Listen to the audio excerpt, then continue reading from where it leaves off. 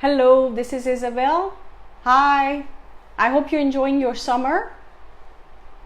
So today's session is about part 2 of what I started last month, which was professional skills. So last month I talked about some of the skills that you can use to upgrade your profile basically, and this month is about professional skills part 2. I'm also open to answer any questions that you have, obviously, about the topic or even something that's not related, and feel free also to message me after the session if you have some additional questions. The goal of this is really to help you understand the Swiss market, understand what you need to be successful on this market.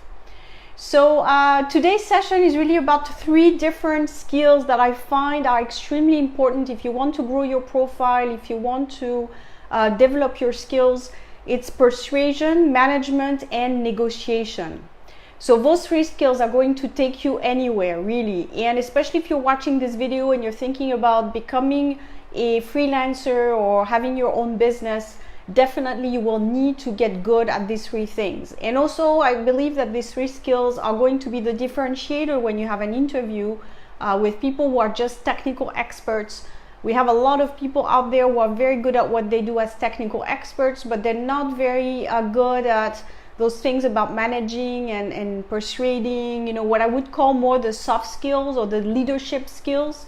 I mean, in the end, what makes the difference between someone who's a technical expert and someone who has those skills, it's really the difference between the manager and the leader.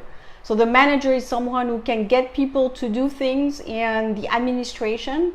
And the person that will be considered a leader is able to persuade the team to go beyond their skill set, to drive them for change, all these things that companies are so impatient to get. I mean, if you look at job descriptions nowadays, companies want leaders. They want people who embrace change, who will also take people with them and really sell the ideas inside the company. So really being a technical expert nowadays is not enough, especially if you want to be hired by a big company, corporate sector. Companies want more. They want people who will be great speakers, innovators, etc., etc. So that's everywhere. If you read articles, and I post some of them regularly on my channel, when you see what's needed for the future, with artificial intelligence, with the jobs of the future, you will notice that it's always these things that are posted, becoming an innovator and embracing change, etc., etc. So without further ado, first skill that I believe is going to help you achieve new heights is persuasion. If you can't persuade in your life, you're going to be limited in terms of how far you can go in your career. And also I would say in your personal life, because I really believe that in the end, everything is about persuading. So, and that's also used, it's connected also to negotiation to some extent and a little bit sales. So what is persuasion? If you take it as, what does it mean for me, for example, in terms of what I need to develop? Persuasion is really the ability to sell an idea to someone and make them believe in what you believe. So it takes a little bit of skills, especially if you think, well, I work for a company, I want to get this job, that's the job above me, let's say manager job above you. It's a vacancy and HR is looking to recruit. How are you going to show that you're the right person for the job? And again, knowing that the company will not just want a technical expert, they will want someone that's, as I just said earlier, that's this leader who can really drive change. So the first thing is really to work on your online profiles. Your online profile is really the start, whether you're internal in a company or you're external looking for a job. People now check online profile. That's how they can measure where you stand in terms of popularity, so to say, or attraction. So in other words, if you're online, you have a LinkedIn profile and there's nothing in it, no connections, the photo is 10 years old, it doesn't make you look like you're someone really active in your field. So maybe you've been unemployed for a long time, or maybe it's not the case, but you're just not up to change and up to the newest things out there. So as I said before, also the world is going digital. So I believe that one of the ways to show that you caught this train of the digital train is to show that your online profiles are up to date. So if I'm a recruiter and I see someone who has the exact skill set, same skill set as you, exact same school or similar school, same years of experience, one of which has an old photo, an old profile, not updated, and the other one has the latest profile, has a video on it, that shows me that the person is in the 21st century, that they're up to the newest standards and they understand, you know, the market, etc. So you see how you can really persuade just by having all the tools lined up online. So make sure that your profiles are updated, that it's clear what you're doing, that your photo is recent, that you're really explaining what it is that you want to do. You know, again, whether you're internal in a company or external, all those things now are measures also of your capacity. So before, to measure if someone was good, we would have interviews. So you would go in for an interview, you know, the recruiter would ask you questions and they would make a decision based on what they heard. But now there's this extra thing of the online reputation. So the recruiters will be more and more inclined to check, does this person have an online profile? What is it that they're doing? How many connections do they have? And also remember, if you work in certain fields where influence is a plus, for example, again, you want to be a manager in a field where you need to develop business. If you have 2 connections, you're not really credible as someone who can develop my business. But if you have many connections, recent ones, etc., then maybe I think, okay, this person is quite influential. So again, I would say persuasion and influence is a little bit hand in hand, where if you have the right profile online, you have a lot of connections. So I would say before you worry about applying for a job or thinking about your next career step, really spend the time building up your profile on your own. So invest in all these things. You know, write a really nice profile so that people can see exactly what you're doing. Do all this, I would say, legwork, so that when someone goes on LinkedIn and sees your profile, they say, wow, you know, this person really persuaded me that they're very good, and I saw a video maybe, or I saw an article, you know, maybe I'll give them a call or I'll send them an email. So you see how nowadays everything is really about your digital reputation and how much traction that you have online. That's one of the criteria. It's not the only one. Obviously, we still have interviews, the traditional ways. But I would say, you know, to do this first selection when recruiters are browsing online, if they're looking for a resource, you know, they're going to make the choice between the ones that are attractive, again, in the sense that I just explained, and the ones that have just missed the complete digital age and they're still in the 80s, you know, in terms of profile. So you can't afford, especially now if you're looking at progressing your career and being in management, etc., you can't afford not to be influential online, or at least have the minimum that I just explained, you know, the photo, the written profile, etc. You can check my tutorial, which I will post below, and I explain how to prepare your application for Switzerland, etc. So it gives you a little bit also of an idea of what you need to do in terms of CV and cover letter. So this is my next step in terms of building up your persuasion skills. Have a good resume and cover letter. I mean, so the first step is, as a recruiter, I'm going to browse online, you know, see who I want to call in maybe, or you know, send a message to. So this process of recruitment could be shortened if I'm convinced by what I saw online. So maybe I don't even need to see your resume, because LinkedIn really is another way of presenting yourself. Now, if it's still a traditional firm, they might still want a resume. They may say, yeah, we've seen, you know, what you do online, and we're half persuaded, but we still want to see a regular CV, which is normal. But then you need to make the grade in terms of the resume. So if you have a great online profile, you spend a lot of time on it, but your CV is old, you just broke the trust there, or you just, you know, killed it for yourself. So you need to keep up this momentum where you're credible online, you're credible on your resume. All those steps need to be good, so that you build up this persuasion. So the resume should be without typos. Of obviously, you know, look at my video where I explain how to build a Swiss resume with all the different features in the resume. These features I explain in different types of communications, you know, everywhere where you can look. Of course, I've really made my video quite detailed, because I think it's important. And I also believe that people need to take it as this is the way it works in Switzerland. So I see a lot of comments about people challenging the process and saying, well, how much do we want to put on the resume with the personal details? Well, it's just the way it works if you want to work in Switzerland. So I would say don't worry so much about, debating what goes on the resume and whether it's right or wrong, but rather give the recruiter or the employer what they want. So that's how you persuade, is by giving people what they want. So they want, the person who's going to be a great leader, who's going to help take their staff to the next level. So, knowing this, you're building up your profile to persuade them that you're the right person for this job. So number 2, build up a good resume and cover letter. So do an audit right now of what you have, see how good or how convincing it is, and then you can make the edits. Photo, I already talked about it. Obviously, you should have a recent photo, that makes sense. And then all your communication should also be consistent. So I say in my materials that really when you're looking to get promoted or you're looking to grow your career, it's really your product that you're selling. So everything needs to be coherent. That's how brands do it.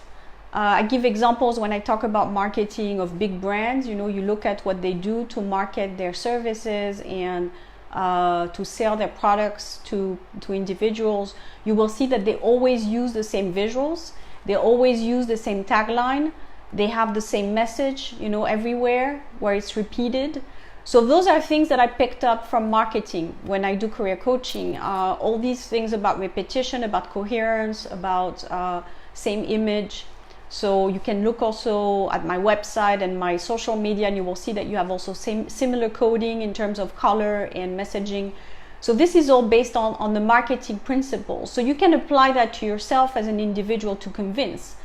To say, okay, I have the same photo on my resume and on my LinkedIn and, everywhere else that you have a profile, same banner. So that reinforces the credibility. You see how you build this trust with individuals is by saying, I know my stuff, I know where I'm going, I know what you want and I understand it and I can serve this need. So this is going to help you get where you want, in terms of jobs.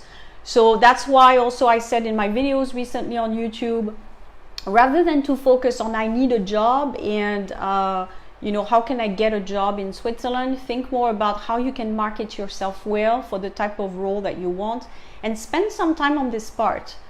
In my method, in my career package, I really spend a lot of time in my videos also about positioning yourself and preparing your materials before you go to the market. Because the thing is, and I see this with candidates every day when they contact me and we have a session maybe online. The thing is, you're not going, when you meet the person that you want in front of you, you're not going to come across credible because you haven't prepared yourself. So think about it like sports. If you haven't exercised, let's say in years, and all of a sudden you register for a marathon and you go to a marathon, you're going to be exhausted after maybe a few meters, and you're going to drop. So because you haven't prepared yourself to get you to being there at that marathon. So what you need to do is rehearse every week, train yourself, run a little bit further every week so you can be prepared for the marathon. It's the same thing with a job search. Build up your materials, make sure that everything is in sync, review your pitch, when you meet people, what are you going to say? And unfortunately, again, when people contact me, they say, well, I was terrible in an interview. I said all the wrong things. Well, yeah, because you weren't prepared. So if I put you in front of somebody and you have to sell yourself, and persuade the person, well, you're probably going to say whatever comes to your mind first, which is not necessarily selling yourself. So if I say, tell me about yourself, you're going to think too much. It's not going to be smooth. You're not going to show the value. Whereas if you've repeated it 10 times before, it's going to come very naturally and you're going to persuade the person. So really look at it as training, preparing yourself, rehearsing, making sure you're coherent. All these different things will lead you up to that time when you have the interview. And the interview is really the luxury in Switzerland. I mean, very few people make it to that step, I would say, especially depending on what you do as a job. But it seems like people have the goal of getting the interview, but before you can make it there, you have to succeed in all the different other things. You need to have a good profile. You need to have built up the interest to lead you to that. So no one is going to give you an interview so easily. unless maybe you're a web developer, and because you're so in need right now, and I always make the exceptions of the very, very high demand profiles where, you know, you can have a 10-year-old profile online, people are still going to contact you because you're so in demand, you know, or nurses, or, you know, there's a few professions, and I've raised that in my in my videos. The high in demand people, you know, maybe they have a little bit less work to do because they're so high in demand, they don't have to make any efforts. But this is not the majority of individuals. The majority, it's more people who have functional roles and they're not so much in demand. I mean, I'm thinking again, marketing and finance, lots of marketing and finance people out there. So how do I make a selection? You know, I have one position, there's 100,000 people in the market. You know, you need to do this process that I've built, which is to build up your profile, be the best, be coherent, have everything perfect, so that you can go a little bit above the average, I would say, to be picked up. So yeah, excellence is going to make the difference when you're in a very not so in demand, a crowded market, so to say, where there's lots of people like you. You know, just thinking, you know, someone is going to come to your profile and call you is a little bit impossible. So you're going to have to follow these steps that I just explained. So communication, again, is going to be a big part of building up the skill of persuasion. So make sure you have a business card. Again, it seems very basic, but a lot of people don't have a business card. How can you be taken seriously if you go to a networking event and people say, and it happens every day, when I go to an event, people say, oh, I don't have a card, I left it at home, or it's in my back pocket somewhere at home, or I don't have a card. How am I supposed to take you seriously? You know, I'm planning to do business with you, to contact you for an interview, and you don't even have a card. That means to me you're not very serious about, you know, building up your skills and working. So a business card for me is the minimum requirement when you go to a networking event. Again, networking should also be part of your persuasion strategy. So people do not trust people they don't know. So if you want to build that trust, you need to know people. You need to build up your name out there. So I always say that it's better to meet people in person, because online in Switzerland there's this big trust issue. So which is not really the case in the USA, for example, where people will be maybe more inclined to help you just via LinkedIn, even if they've never met you, or the UK. It's in the culture where, you know, everything is done online. There's not that need for that trust, which is a mandatory step in Switzerland. And I've seen it myself also as an online entrepreneur. I do most of my work online. It doesn't bother me to contact people online or to have virtual relations, so to say. But in Switzerland, you can tell that it's a little bit of a slow pace there, because people need to meet you first, know who you are, or, you know, be recommended by somebody before they invest in you. So it's a problem for an expat. It's really a big problem, because if you come to Switzerland or you want to work in Switzerland, you don't know anybody, the trust factor is going to be a barrier for you. So you need to make that stage of coming to Switzerland, going to events. You know, in my career package, obviously I do have network contacts that are part of my package, where it's an introduction to help people maybe enter a specific segment or sector that they want to enter. So this part is definitely typically Swiss. You do not enter a field, a sector, or an area without being introduced by somebody, or without you know, having this first contact in person directly. So the online only type of introductions is not necessarily, if you contact people on LinkedIn out of the blue, chances are they won't reply to you. And when some people tell me, well, I'm a little bit upset or confused because people didn't call me back, or, you know, I didn't get any answers, it's not that you have a bad profile, and I want to make that clear. It's not that you're not competent or you're not up to do the job. It's just that in Switzerland, people do not invest in people they don't know. That's just the way it is. If they get an email from someone they don't know, they won't accept the request, or they won't reply. It's just the way it works. It's a cultural thing, you know, just like every country has their cultural etiquette and processes and things you don't know until you either move there or you get to know the country.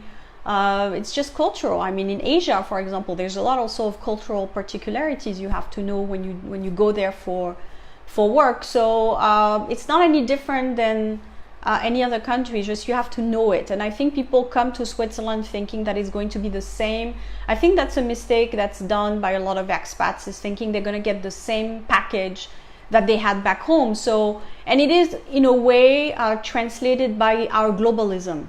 So now we drink everywhere we go in the world. We have McDonald's, or we dress the same, or English is mostly, I would say, the language used. So there's this idea in our mind that everywhere I go, it's going to be the same package.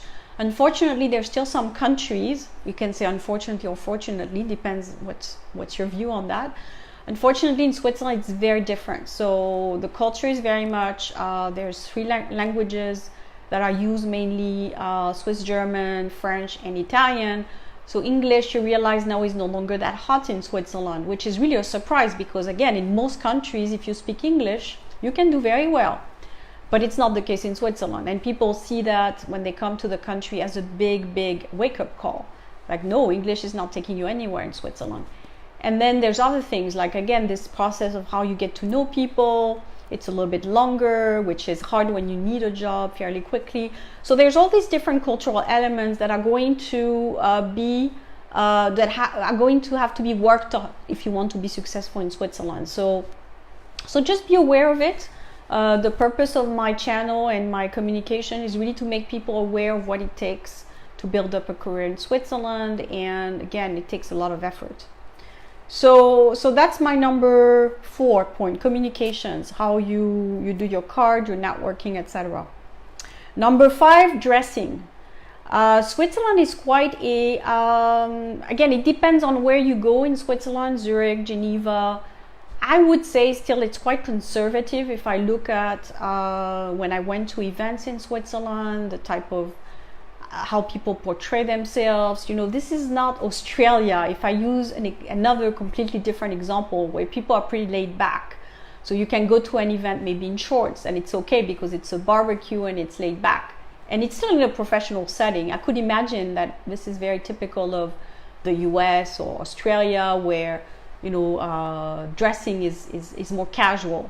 When you come to Switzerland, dressing tends to be a little bit more upgraded, so a little bit more formal. It doesn't mean long evening gown or anything, but if you go to a networking event, you need to dress up.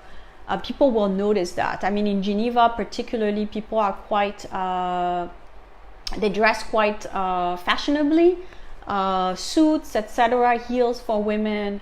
So be careful. If you go to an event, don't go there underdressed. And I've noticed myself when I was doing events, people would come quite underdressed, and I made them aware of that because it's going to make a big impact on their job search. So if you want to build up your career in Switzerland, you need to dress the part. I call that, invest in a nice outfit when you go to a conference.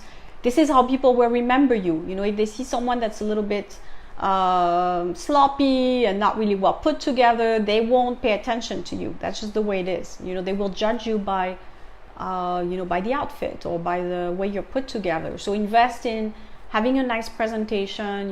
If you want to make that difference, when you meet people, when you shake hands, etc., dress the part. So I think that's my last tip for persuading. So in terms of what you need to do, if you do those things that I just explained, you will be in a different level in terms of positioning yourself for the Swiss market. This is going to portray you as a much higher value person than someone who just doesn't know anything and, as I say, saw some light and wanted to come to Switzerland. This is not an easy country to approach. Again, cultural differences, standards of living, etiquette, network, etc. You do not enter easily. This is for everybody. Any questions before I move to my second skill, which is management? So today is the summer, it's August, so I assume a lot of people will be on holidays, maybe watch this video from the beach or from a holiday spot. So feel free to post your questions when you see this video. Maybe even we didn't get to interact today because of the holidays, and maybe you didn't have time to log on and participate, but again, feel free to post your questions and I will circulate back to Facebook and give you some answers. So the second skill, management. If you want to grow your career, develop your skills, etc., a lot of people see management as the next step for them. I would argue this is not for everybody. Some people are very good at their job, doing their technical activities, whether it's finance, accounting, I'm thinking, even marketing. You could be a great marketing expert, but not really a manager potential. So you need to keep that in mind, marketing or finance, you could be a great specialist and maybe you just need to progress within this field and you don't have to become a manager. But if you want to become a manager, then you need to start developing your skills. So what does it mean to be a manager? Well, you need to understand, how to delegate tasks, how to get people to do things for you or, with your consent, obviously. But it's basically becoming also your own project manager. So you can't be good at managing other people if you can't manage yourself. In other words, if you're still messy in your emails, you don't really know how to organize yourself, etc., it's going to be hard to delegate to other people and to manage them. So I would say the first thing is become your own manager. And I've done a whole video, it's in French because it was at a seminar where I talk about how to become your own project manager, especially in your job search, where you really build up, your skills in terms of managing your time, how much time you spend online, and so forth. I also have this as part of my package, my career package online. I explain how to be your own project manager and all the different things that you need to do to be effective.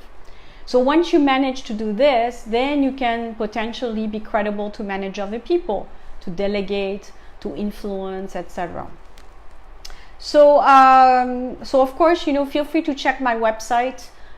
It's under services, career package, and you will see there's a whole section on becoming your own project manager. If you want to be a manager in your current job, the second thing you need to do is convince your manager that you would be great, or your higher up, that you would be great in a more senior position. So it's part of what I explained a little bit earlier, persuasion, showing also that you can do additional tasks. So usually people who are considered for promotion, they can do more than what they already have on their plate. But remember, you have to deliver what you have on your plate already. So in other words, if you're my accountant, for example, and I'm always having problems with you with accuracy and deadlines, and then you come to me and you say, I want a promotion, what I'm going to say to you is, first, do your stuff right, become good at what you do, and then we'll see for giving you a promotion. So your focus should be on doing the job that you have right now very well, with accuracy, to good performance, and then you can be taking other duties, which in turn will be putting you in a different category of employee to be promoted. So the people that I've seen being promoted in my career, in my long career in HR, they were always people who took additional duties to their own, but they already did their own duties very well. They were fast, they were accurate, they were performing, and then they took on additional, layers of activities because they could do it, they had the potential to do it, and then they would be considered promotion material. So again, to be considered promotion material, build up your competencies, take on additional duties, volunteer to do more, and obviously then you could be considered. The third thing you need to do to become a better manager or to be considered to be a manager, would be to develop your skills in psychology. People that tend to be considered for management positions are people who can deal very well with others. I mean, if you're someone who's not very good at reading people, at understanding their needs, at understanding where they're coming from, so the whole empathy and understanding, if you're not good at that, you're going to struggle as a manager, because you're not going to understand where people are coming from in your team. Everyone is different, and you learn this if you take some courses in different, there's different methods to do communications, but you will see people have different ways of communicating. Some people are very straight to the point. Usually the CEO of the company is quite straight to the point. Then you have people who need to talk a lot to explain something. there's no right and wrong, but you just need to adapt to all these different profiles. And if you're someone who's not very patient with this, you're just like someone that's like you, for example, communicates like you, it's going to be complicated to be a manager, because you won't understand your team, then they will be upset, then they won't do their job, or they won't reply to your email. So one of the competency to be a good manager is to be able to understand where people are coming from. So, what's their status? Maybe they had something happen to them in the family and that's why they're not performing. So psychology, develop your soft skills, your psychology skills. There's a good training I've done called process communication, which really explains how to communicate with individuals. So if you're right now looking for a job and maybe you have this time going for yourself, or with the summer, maybe you want to do an online course, all these are online, process communication, you can find probably some things. You can also look at, management skills online as well, or, understanding people. I do the MBTI, which is what is your profile, in a team, for example. So all these things will help you, because you will become a better listener, you will understand where people are coming from, have more empathy, be able to, fill each other's needs, because in the end that's what it's about. I'm an employee, I want to be heard, I want my needs to be taken into account. You're my manager, you also have needs. So in the end, we need to make it work, and that can also help you in your personal relationships, of course. So really spend some time about training or developing your ability to read people, to understand people. That's going to place you also in a good position to be promoted or to be considered for higher rankings. If you can understand other people, because then you get things done quickly as well. If you don't understand what people ask for, then they probably won't reply to your emails. You won't get them to do things, basically, and that's a big skill of management. The last thing I wanted to mention about management, which is also very important, a lot of people want to get promoted or want to get into managerial type of roles. But I find that it does require some sacrifice. So you have to also take into account lifestyle. So I wanted to mention this in my presentation today, because management is not a 9-to-5 job in most cases. You have to make sure that the team does their job properly. And again, if someone is not performing, it's going to fall back on your lap. So you will have to fill the gap, which is what happened to me in my career. It happened to my manager colleagues. When someone is not doing the job, or you have a lack of personnel, which also happens a lot in this day and age, where teams are less and less staffed to the level that they need to be staffed. So you have to do the job of 2 people already as a manager, and then if someone is missing or you're not getting the headcount to hire someone, you're going to do a lot of work. So yes, you have a bigger salary and more responsibilities, but also more working hours. So think also about where you want to be in terms of your lifestyle. Becoming a manager or wanting to grow your skills that way is going to mean a bigger job, so more hours, less time, less free time, more responsibility. So I just wanted to throw that in there, because it's also what I do when I work in skills assessment, where people are evaluating what they want to do as a career. I always mention the part about being able to see where you want to be. Some people really favor having free time. I know I'm like that. I get to a place in my life now where I don't mind working hard, I don't mind doing projects, but I do want to have a certain freedom to manage my time and to choose, how I work, etc., which is not necessarily the case if you're a manager inside an organization. Because it's not all about your management of your time, it's also what the company needs.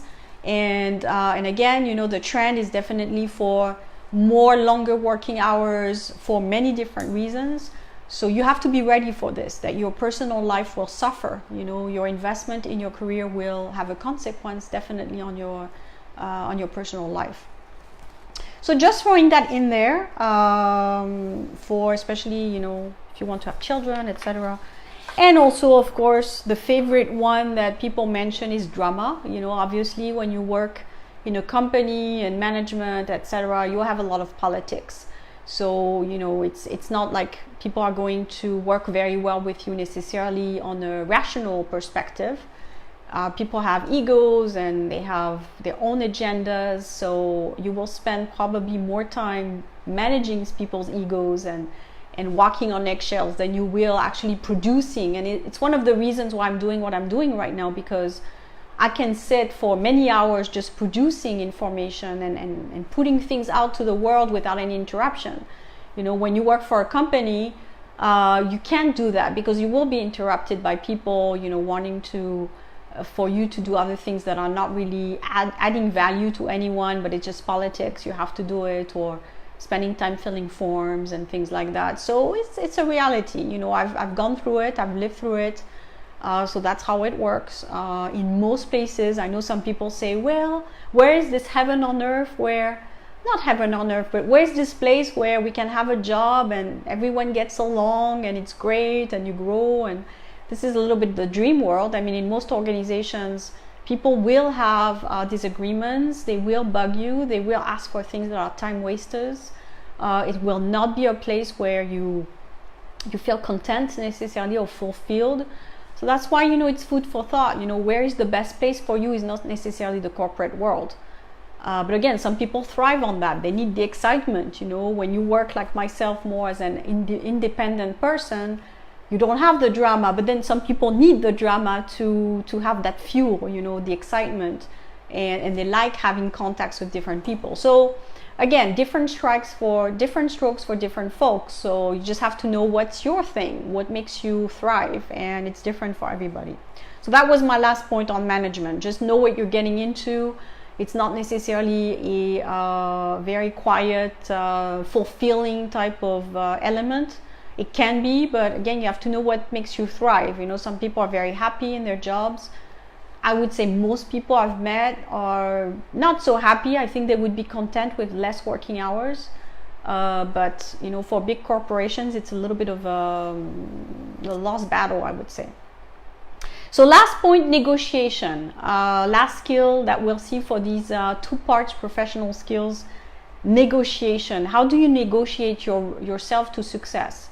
So in any job, I would say negotiation is important. Even if you're working, you know, again, as a cashier, you need to negotiate with maybe the person that's coming to buy their food, you know, and have them walk back to the aisle. I know it happens to me all the time. When people want me to walk back to the aisle to weigh my fruit, for example, and I don't want to do it because it makes me walk back. So again, if I have a nice cashier and they ask me nicely, etc., and they can negotiate with me, maybe I'll go back. Otherwise, I'll just leave the stuff and won't buy it. So in any job, really, it's about how you negotiate with people to get them what you want. So number one thing is to be picked up during the interview, or to be picked up by a recruiter, is really try to understand if the recruiter is interested. So if you have an interview, again, it's a little bit linked to what I said earlier about picking up clues from people, you know, the whole understanding people. I see too many people when we do the interview online, when we do the mock interview, I'm doing it on purpose, so I'm not paying attention to them, I'm not looking at them, just to see if they catch that. You know, if someone is going their eyes down, they're not looking at you, they're not interested, or they're playing with something, it's not a good sign. You should probably think at that time, I need to change my speech. But people don't do it. They will keep talking even though the person is not interested. So you're not persuading them. And this is a problem, because then people will say, well, I wonder why I'm never selected. I went to many interviews and I never get the job. It's always going right under my nose. Probably there's a chance you're not convincing people, you're not persuading them at that last round. You're not paying attention to the other person in front of you. You're talking red and they want to hear yellow. Happens all the time. I like to use the example of working in development. So I'm an NGO, I want someone who can do program funding for me. Maybe you worked in the private sector and you're explaining all the great things you did for a bank. It's not really connected to my world, so I'm probably going to play with my phone. But if all of a sudden you see that I'm playing with my phone, I'm not listening, and you start using words that will ring to my ears, and you say program funding, and you talk about NGOs, and you talk about the experience you have there, now I'm going to listen to you. So you see how you can basically, you know, negotiate with people so that they understand you, you understand where they're coming from, etc., etc. So So it's really being able to understand if the recruiter is interested, and maybe towards the end of the interview to say, what do you think of what you just heard? And if the person is giving you an objection by saying, well, yes, I like what you said, but I'm still not convinced that you could do X very well, then that's where you negotiate and say, well, okay, I understand I don't have this experience. It's point taken. However, I have this other experience that I think would be great value for you and will help you reach your goal. So you see how you have to negotiate, because you will get objections during an interview. That's what the recruiter does. Well, you're not good at this, you don't speak English well enough, you don't speak French well enough, you're lacking industry experience. Those are all typical objections that you will get because they're testing you.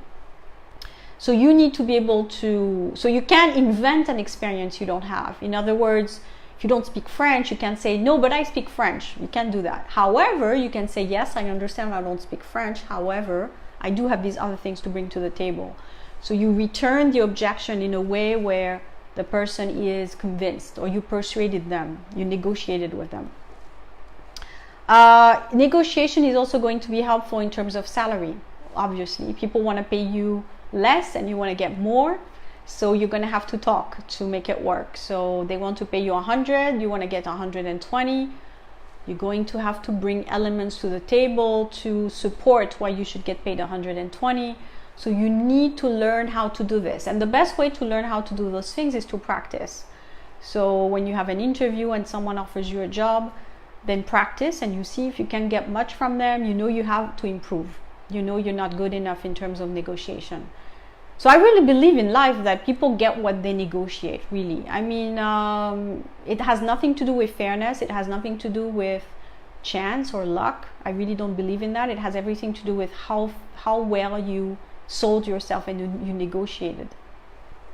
So think about that. The next time you think, well, I don't have the network, I'm not getting the jobs, it's always at the end of the last round of interview, I'm not being picked. Then ask yourself, did I negotiate well? Did I position myself well? So think about that. And lastly, obviously, with family, you need to negotiate. I mean, I will make a video about following a spouse to a country to work. I mean, obviously, it is all negotiation. Most cases I see people don't negotiate anything. They just follow the partner. So you're in the United States, let's say you have a great job, your partner moves to Switzerland, you just follow and you don't even wonder, is there a job for me? What kind of career could I do in Switzerland? Are people going to hire? Do I have the right experience? All these things should be negotiated, from before you move. So I would argue negotiation is also helpful in your personal setting. If you just take what people give you, which is, unfortunately, if people haven't been trained in negotiation, that's how they live their lives. And I have to admit, that's how I lived my life as well before. I would take what is offered to me without questioning it or without saying more. But as you learn how to develop your negotiation skills, you get a better deal for yourself. And again, this is going to help you so much. So you're not the person who gets the lowest paid job. You're not the person who gets the worst job or the worst package in the end, or you're always following a partner and you never are able to find a job for yourself. They get the great job, the great salary, and you end up being the trailer spouse. You're not building up any money for yourself, no retirement, no nothing. So this is not right. This is not a win and win situation. So you should negotiate something for yourself where both people get a good deal. So your partner gets the great job with the money, and you also get, part of that. It could be while supporting him or her. Could be, maybe you invented yourself into doing something else that will bring you a job in the new country. So this is all negotiation skills, again, which probably are not talked about enough. So persuasion and negotiation, in my view, lead you everywhere. And if you look at the successful people out there, they tend to be good at those two things. And if you're good at those two things, then it's not a problem for those people to get a job. They get it easily. It's not a problem to get partnerships. It's not a problem to get a better salary for themselves. Master those two skills and everything will be easier. There's a lot of books, of course, and training courses, but I think, again, it's how much you practice, and you can practice on something little. So for negotiation, next time you go to the movies, And negotiation should be about what movie you see. Try to get to negotiate, for example, on the time or the type of movie you're going to watch. It could be starting with little things like this to just get your mind trained to not take what is offered to you. And unfortunately, again, and it could come from education from a young age, and again, mostly I would say probably women tend to be more trained that way, where you take what is offered to you, so you don't question it, you don't negotiate it, so you end up always with the shortcoming. So train your mind, even for things you don't need to negotiate, train your mind to do it. Again, it's not a question of money necessarily, it's just training your skill. So for a movie, try to see if you can negotiate to see your movie. Try to negotiate, having a day off, if you work at a job where you would love to get 80% right now, just try it, see what happens, and enjoy it, enjoy, getting better at it and getting some positive feedback on it.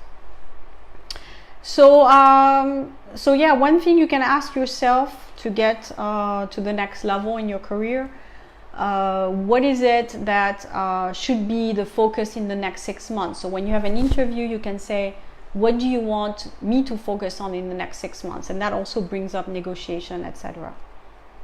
So I think, and also one last question, is there any aspect of the interview that makes you doubt that I can be the employee that you want?